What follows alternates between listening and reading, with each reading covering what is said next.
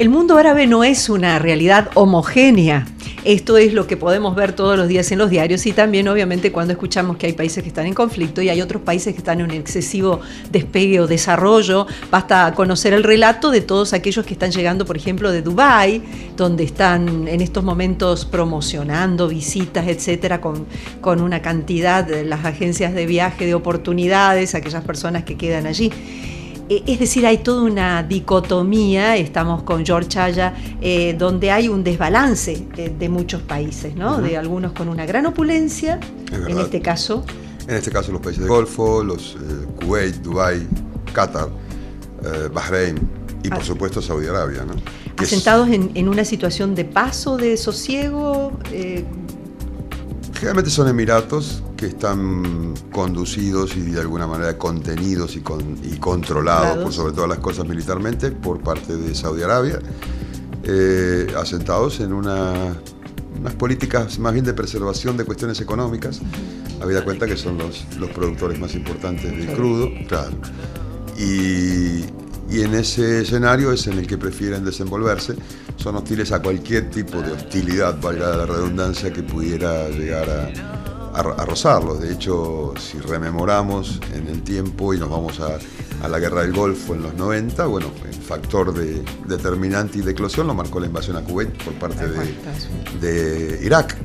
Y allí comenzó lo que fue un teatro de operaciones que costó la vida de muchas personas, la inestabilidad política, económica, y que impactó de forma muy negativa en los años posteriores, ¿no? El turismo, sobre todo estamos pensando el que se promociona para nuestros países, está dirigido hacia ¿qué países? ¿A estos del Golfo o también entra el Líbano? ¿Qué otros países están en estos momentos como los mayores receptores de turismo? Bueno, lo que existe hacia la Argentina en particular, la América Latina en general y te diría también ha proliferado bastante en Europa. Ha sido una campaña muy agresiva en marketing, bien entendido, por parte de Emiratos, de Qatar. Bueno, Qatar está llegando aquí a la Argentina ahora con sus y han agregado vuelos en Qatar Airlines. Sí. Las rutas de la aerolínea se han extendido a Brasil, a México, llegan a la Argentina. Esto le permite de alguna manera conectar mucho más con el mundo transatlántico de lo que ocurría hasta principios de los 90.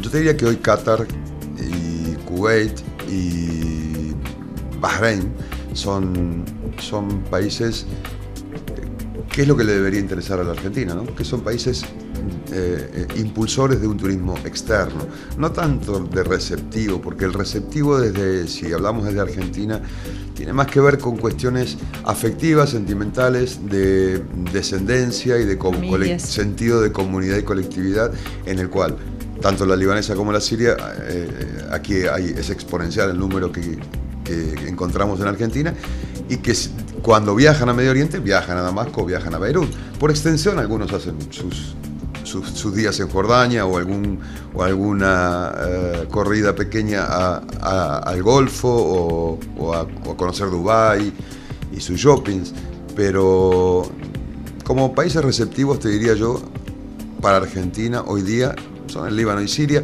más allá del conflicto sirio y de las vicisitudes que pueda presentar el Líbano temporalmente, y en eso juega un papel fundamental la migración, que es muy numerosa, claro. Estamos con George Chaya aquí en ADN más Televisión Digital, tratando de llevarles a ustedes una conversación lo más amena posible.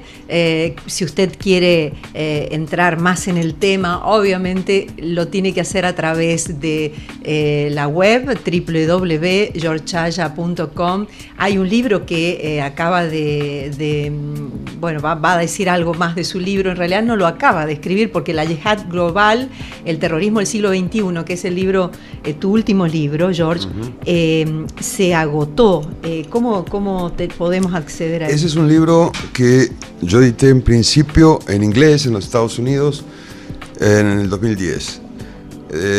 Mi editor en Estados Unidos me sugirió que hiciera una versión en español para los lectores de la Florida y de Los Ángeles. La editorial es de Los Ángeles, donde hay mucho público latino y podía ser leído en español. Entonces hicimos una edición en español allá siempre en Estados Unidos, y las ediciones en papel, en libro físico, se vendieron, sí, afortunadamente se vendieron bien allá.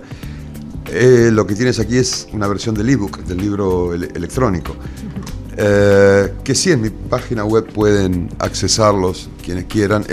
Permíteme una corrección, es www.georgiaya.info o .org. Creo que por el com no sé si se ingresa bien, pero web. Exacto, sí, poniendo mi nombre en el Google ya sale. Allí aparece la página y ahí hay una sinopsis o si bien digo, un resumen del libro. Pero te voy a dar una primicia. Este último mes que llevo en Argentina, antes de marchar ahora a fin de mes, lo que he estado haciendo ha sido reeditarlo, corregirlo y ampliarlo, considerando los últimos movimientos del mundo árabe con este tema de las revoluciones y las revueltas, y está saliendo a partir de la primera semana de noviembre, editado por Editorial Duncan de Buenos Aires, el mismo título. Varía el cover, la tapa, sí, la tapa.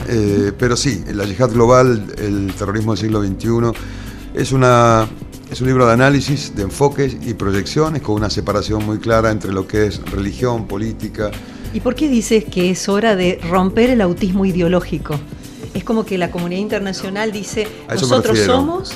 Y el mundo árabe es como algo que no quiero tener demasiado que ver. Cuando yo te hablo de autismo ideológico de la comunidad internacional, englobo también esa corrección política imperante en los últimos años en los organismos supranacionales, que ha sido nefasta para el mundo árabe. Por ejemplo, las intervenciones cuando no debieron ocurrir y las no intervenciones cuando debieron ocurrir. O las intervenciones disfrazadas de ayuda humanitaria cuando en realidad llevaban otros fines. O aquellas intenciones del progresismo que se muestra como liberal y como de izquierda a la vez, que encarna el presidente Obama por caso, y en esto no estoy haciendo campaña a las elecciones próximas de Estados Unidos, pero sí es concreto. Obama cree que desde el diálogo puede manejar el flujo de petróleo y controlar a los radicales islámicos para que estos no le impidan su abastecimiento. ¿Y eso no es así? Absolutamente no es. ¿Es como una ingenuidad? No es, yo creo que ya no es ingenuidad, creo que es una torpeza ideológica, por eso hablo de autismo ideológico en algún caso. ¿Y cuál debería ser entonces el rol? Políticas diferentes que pongan a Estados Unidos en el lugar y en el papel que debe jugar en el concierto de las naciones. Estados Unidos ha sido el templo de la libertad por muchos años, para exiliados, para diferentes personas que han emigrado a Estados Unidos. De hecho, yo he vivido en Estados Unidos en momentos en que no podía estar en otro sitio. Pero traicionó, digamos, ese templo, porque se complicó hoy día y se implicó en... Tienen un sistema político que por un lado aparece como positivo y por otro presenta sus vulnerabilidades. Esta cosa bipartidista entre demócratas y republicanos no nos ha mostrado buenos exponentes de ninguno de los dos. Pero ¿cuál debería ser? Porque el papel entonces, para que no sea el gran rector de la democracia universal, sino que obviamente, ¿cuál debería ser el papel de Estados Unidos entonces en Oriente Medio, en las crisis? Debería ser el que ha pregonado Obama en los últimos 4 años, y así que ha sido solamente en el discurso, pero en los hechos no fue. Es decir, debería ser el de apoyo y el de estímulo a los movimientos democráticos.